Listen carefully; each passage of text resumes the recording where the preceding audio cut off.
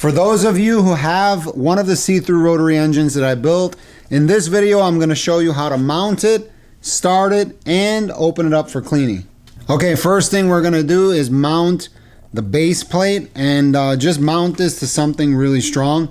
In this case I have a block of wood clamped to the table, but I mean, I guess you could mount this to your kitchen table, to your car. I mean, that's up to you, wherever you feel fit, but it needs to be strong because this thing vibrates quite a bit. Here's the actual engine. So what we're gonna do is we're gonna put this on the base plate. In my case, I have this little servo with the linkage here that goes right in there. There it goes. Next, we're gonna take the engine and put it against the base plate, slide on the transparent cover, our retaining ring right here, hold it in place while putting pressure against the base plate so the whole engine doesn't fall, and then slide in the screws. You get all 4 screws threaded in to that base plate.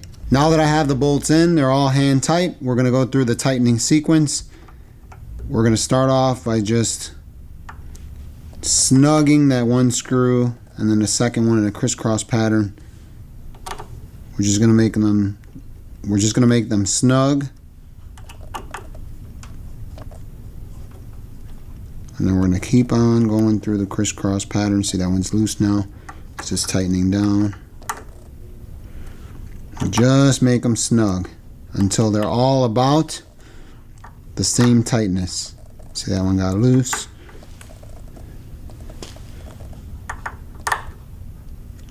Most importantly is you go little by little. And then now they're just kind of snug. You want to check this ring. See how it feels. Feels pretty tight. And you're just gonna snug these screws. You don't want to over tighten these. Just snug them till they give you a little bit of resistance. I'm using a small screwdriver here. And that's about it. I mean, my guess is that's probably like 1 inch-pound of torque. It's not much at all, but it holds the entire thing together. And as this engine runs, it will loosen up from the vibration a little bit. If it does, you just go through and you know, tighten those again, zigzag. Again, do not over tighten it. It's better to have them too loose than too tight because you will break the side cover.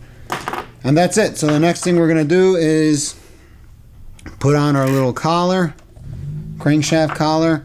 Then we're gonna insert the woodruff key, put it in just like that, and then we're gonna slide the counterweight and line up that woodruff key. Line up the groove and slide that counterweight in. Then we're just going to put the flywheel on just like this. Mount the flywheel nut. Get a screwdriver or something, put through that little hole. Hold the flywheel and give it a good tighten it, not too much, but tighten it pretty tight. My guess is it's probably around 12 inch-pounds. Okay, that's it. It's all sealed, mounted. Now it's time to start it up. For this startup, I'm going to use this 20% nitro. I also have used 30% nitro as well as 10% nitro. It runs good on all of them. But yeah, I'm going to use the 20 because that's what I have the most of. Wow, that fuel looks pretty cool, huh? So I'm going to fill that up. Put our little bobber in there. Got my fuel line connected, my tank's up above the level of the engine. Here we're going to use gravity feed, and in this case, I mean, I just dropped the line down. We're going to connect the line to the carburetor, and that's it. The engine's mounted. I have my fuel tank full of fuel, and the last thing you're going to need is a glow plug igniter like this one, or I don't really like these because they get worn out really quick inside here.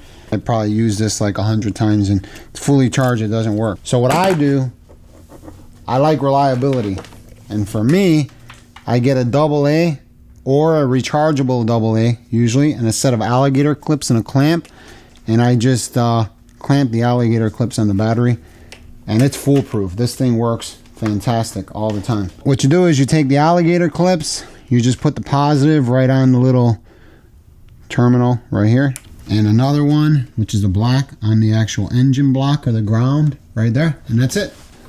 And then Wrap it up with a little bit of wire, that's what I use, and give it a tug.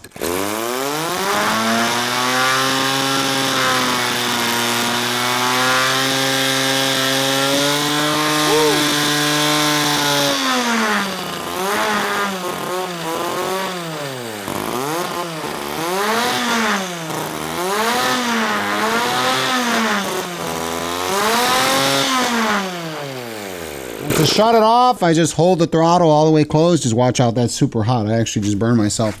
We successfully mounted and ran the see-through rotary engine. Next thing I want to show you is how to remove the side cover if you need to clean it. It's basically the reverse order of installation with a couple extra details. First thing we're going to do is remove the flywheel nut. Get that off. Pull the flywheel off right here. This we can clean with maybe, I don't know, a towel and some soap and water. I mean, there's so much oil on here, it usually just polishes right up. I mean, this thing has like 600 runs on it. So the next thing we do after we have the flywheel off, we have to remove this counterweight right here. And you have to be careful because there's a little machine key inside here. Let's pull that out. And then after that machine key is going to be a little aluminum collar. Put that to the side. The next thing we have to do is remove this retaining collar, and this is kind of important. You need to kind of turn just a half a turn in a crisscross pattern.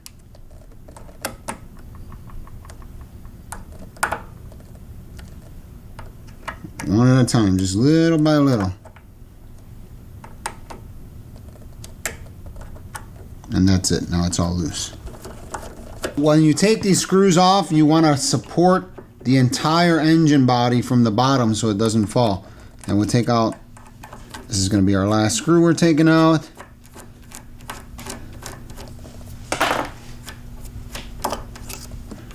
Remove these screws, and don't forget, hold it from the bottom, because now the engine is completely off of its base. Okay, let's get that linkage out of there. And now this is going to be basically the entire engine here, and you can see the rotor inside. So after this is off, the next thing we're going to do is just gently pull this ring apart from the transparent side cover, and then we gently wiggle this and pull this right off. That's it, it's apart. And this one I used for all of those see-through rotary episodes, and it has a lot of gunk in there. I mean, kind of. And then all you got to do is carefully, don't drop this. And if you do and you break it, it's actually really strong, but it is brittle. So if you drop this, it will break. But if you need another one, shoot me an email and I'll send you out another one and charge you. But it shouldn't be much. So now just polish that up.